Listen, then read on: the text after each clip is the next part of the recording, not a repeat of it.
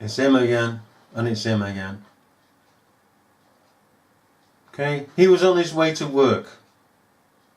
That's glad to see that you found yourself in work, isn't it? Eh? You'd be sacked if you were a real employee. Go on, just stand there, and you stand there. Right. Report, but I'm joined here now by Jason Williams, who's an eyewitness to events this morning. Jason, thanks for coming on the programme. That's fine, yeah. Where were you and what did you see?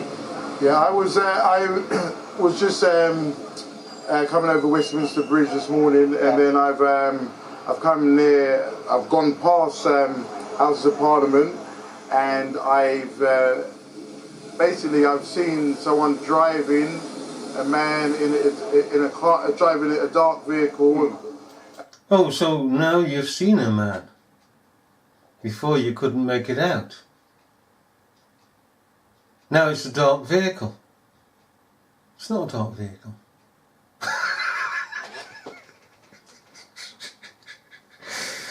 Some eyewitness.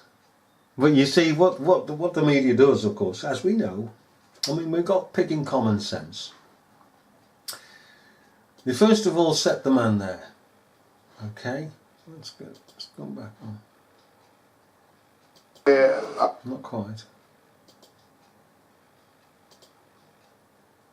Okay. We set the man there. On cue. Okay. Jane Dodge with that report, but I'm joined here now by Jason Williams, who's an eyewitness to events this morning. Jason, thanks for coming on the programme. That's fine, yeah. Where were you and what did you see? Yeah, I was Now, just in case you're deaf, okay, the media puts this up. Jason Williams, eyewitness.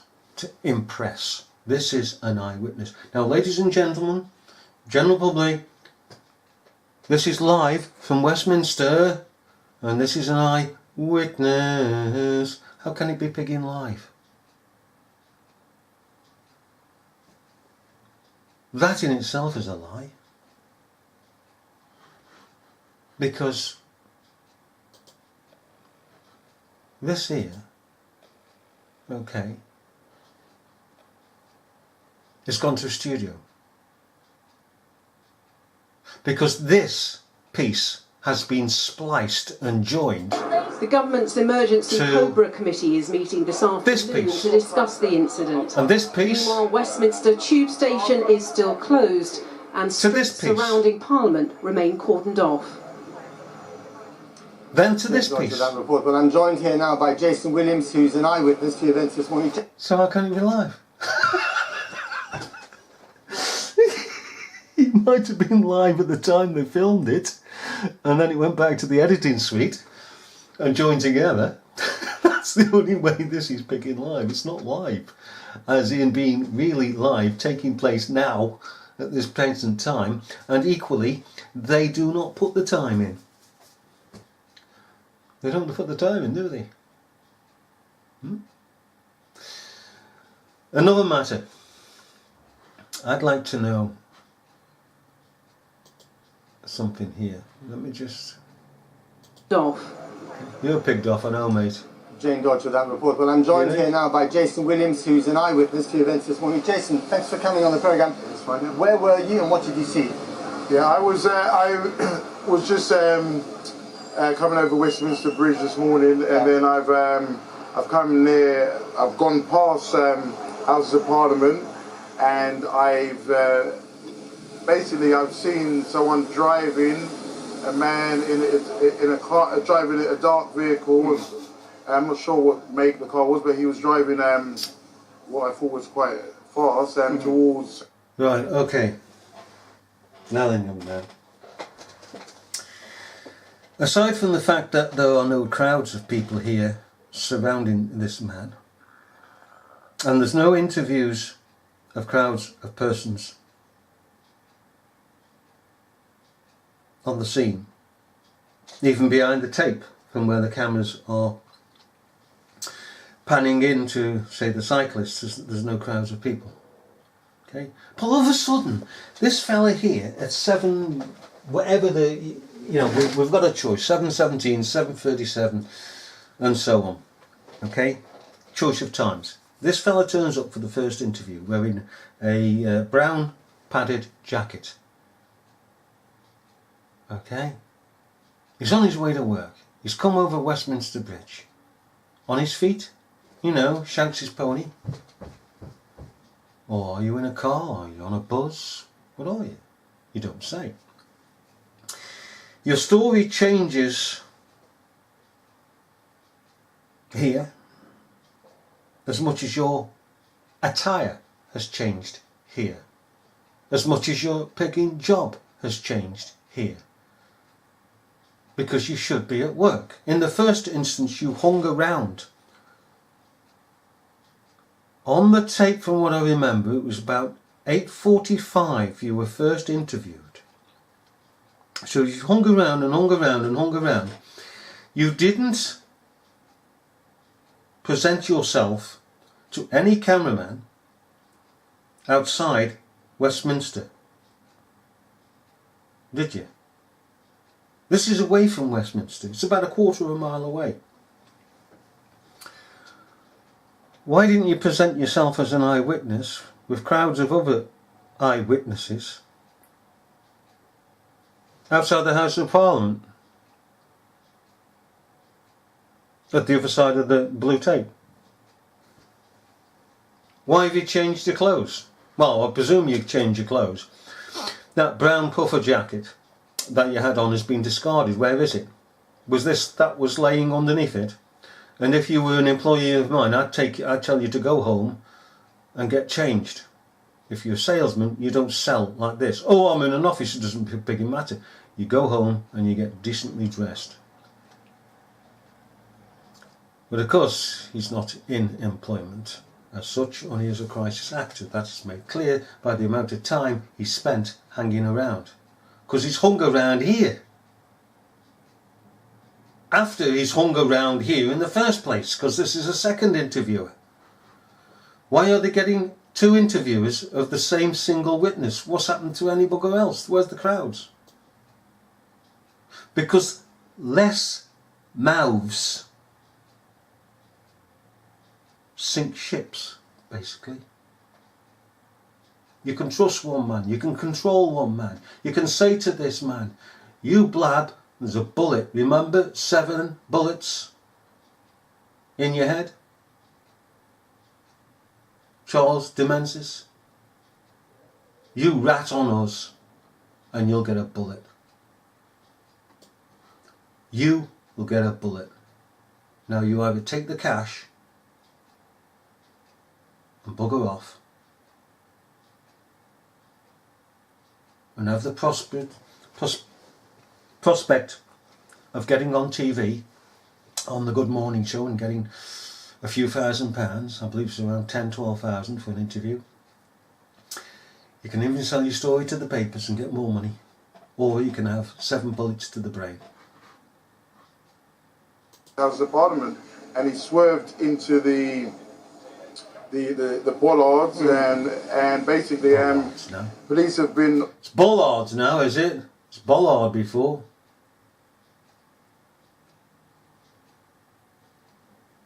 Equally, I'd like to know where the emotion is. You've just seen what is supposed to have been a terrorist event.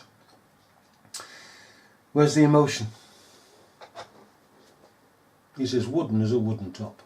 On the scene in minutes. Did you think it was some sort of incident when you saw that? Yeah, I did. I was quite... No, I thought it was an incident. I thought it was something that was maybe... prompting him. Planned. Just because, just because what's been going on this year, last year, etc. Yeah. And because of the location as well. And the location, this has happened before. Prompting him. Recently, as we all know, yes. So, and the police, you said, were here immediately, or? Yeah, within minutes. So definitely within about 10 minutes. Yes. Yeah. Were you frightened? I wasn't really frightened because, like I said, it wasn't coming towards me, and I'm not easily frightened. I'm a Christian. You lying piece of filth. I'm a Christian. You're not a Christian because Christians don't lie. And the whole substance, by the way, Mister, of Christianity is not in a denomination. It's not in the profession. It is being honest. That's Christianity.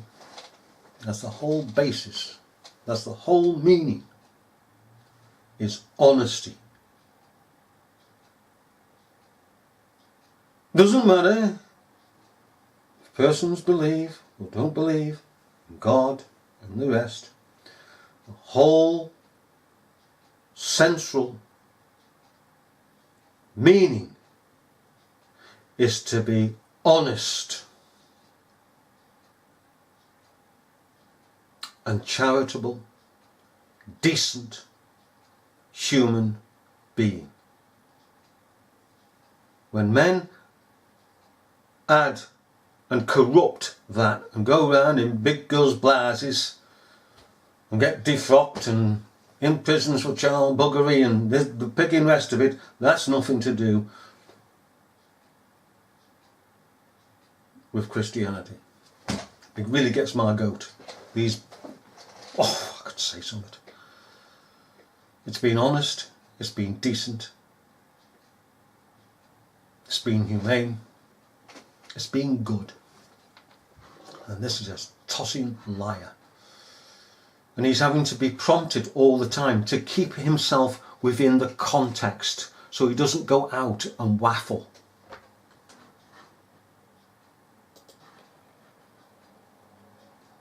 Yes, yeah. Were you frightened? I wasn't really frightened because, like I said, it wasn't coming towards me. And I wasn't frightened because it wasn't coming towards me. You weren't frightened? Yeah, no, I'm a man, I'm a Christian. So you weren't afraid that in this dark car with this man in it, he could have come out and blasted away with an AK-47 and you could be dead? Oh no. And I'm not easily frightened. I'm a Christian, and I only fear God. Yeah. And he wouldn't tell a pack of frigging lies. You lying tosser. It really gets my back up these, you know. Cliff Richard come along, buggering children. Oh, I'm a Christian. You're nothing of the sort, you stench. Judas Iscariot. You ran away? Did you No, I stayed put, but I didn't film that. Actually, I had lost my phone last night, so I didn't have my mobile phone. So basically, I couldn't film it, but I recorded it mentally and I checked the time, etc. But I was told to get out of the area by police, so I ran. Yeah. So you conveniently cut and shunt.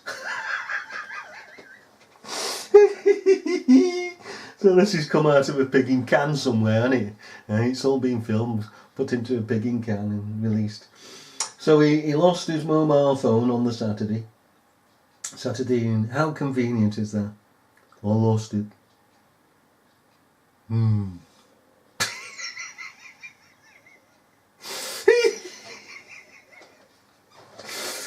Just one of those things you do, you know, you just lose your mobile phone. Eh? Yeah, right, rock on. Eh? You'd have been in pigging despair. Where's my phone, where's my phone? So, just hang on a minute. Can we come back to Gubbins? You lost his mobile phone. Right, as we say, conveniently. Well, when did he just say? No, right. Yeah. But did you run away? I stayed put, but I didn't film that. Actually, I had lost my phone last night, so I didn't have my mobile phone. So basically, I couldn't film it, but I recorded it mentally and checked the time, etc. But I was told to get out of the area by police, so I ran. Yeah. Oh, wow. That was Jason Williams, who is an eyewitness to events as well. Really? I mean, has he just been picking abducted or what? This is a freaking different scene altogether as well here. Look at Laughing Chops. Huh? always coming back to this, aren't we? Laughing chops, his big baggy trousers. It's a freaking disgrace the way they dress these days, these police. Look at him. Hey, fatso. Fancy turning out an officer like this. Scruffy bugger. But the point is, this scene has changed. It's been cut and shunted as per usual. Let's just go further back.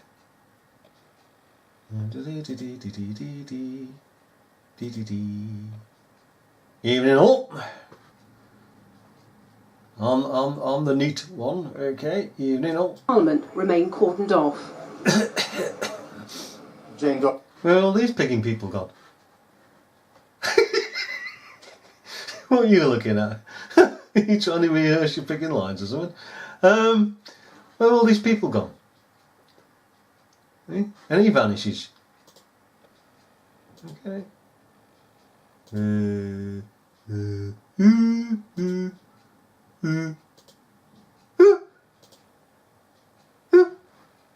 Yeah. I checked the time, etc. But I was told to get out of the air by police, so I ran. Yeah. That was Jason Williams, who is an eyewitness. Yeah, I know. He's just been abducted by aliens. He's just whoosh, and these have gone. Whoosh, aliens. Do do do do do do do do. All right. Let's go now to Victoria MacDonald, who's outside St Thomas's Hospital, just across the river from here, where the injured have been taken care of. Victoria, what can you tell us? Cut and shot. Yes, Matt, we just an update on Jane Dodge's item. 3 people were treated at the scene for what was described as non-life-threatening injury. Just in case, it's Victoria MacDonald, Thomas's Hospital, okay? Emergency department. Oh, where's that, love?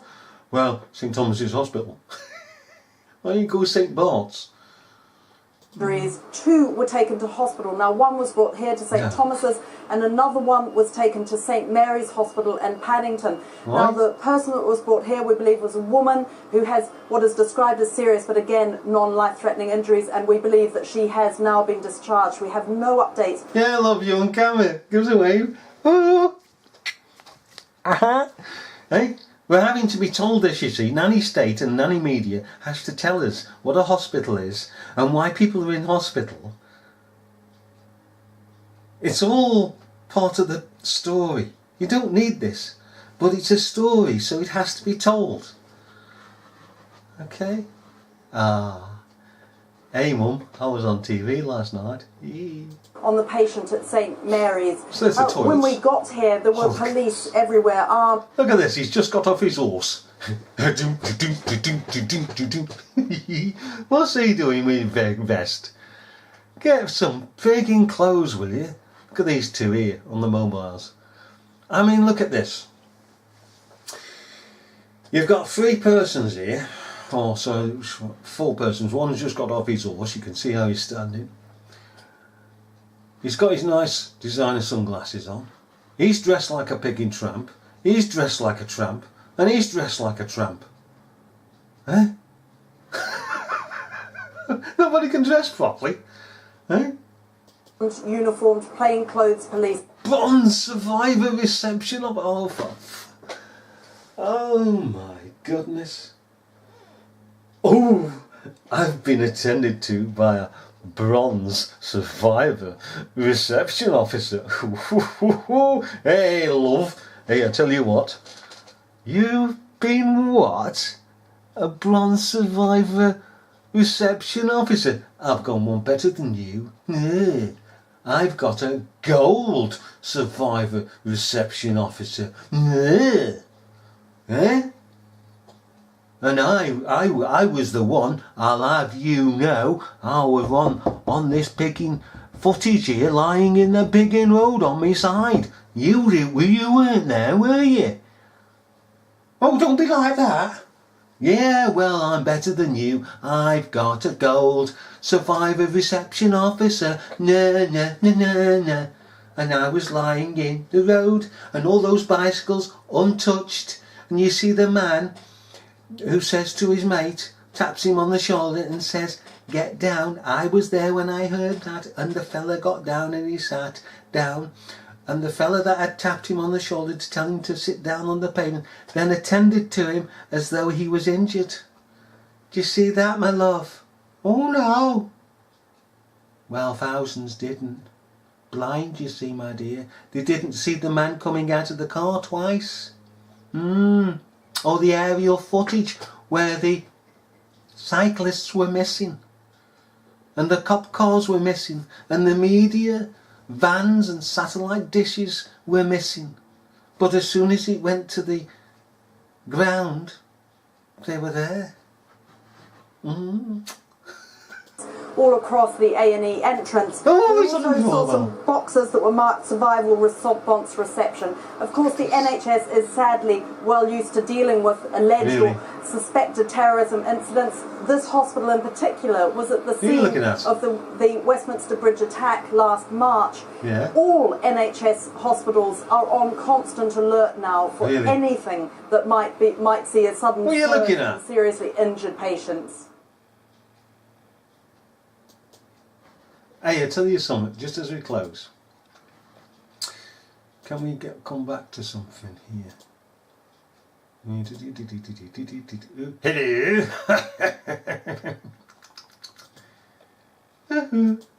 Just want to get that footage.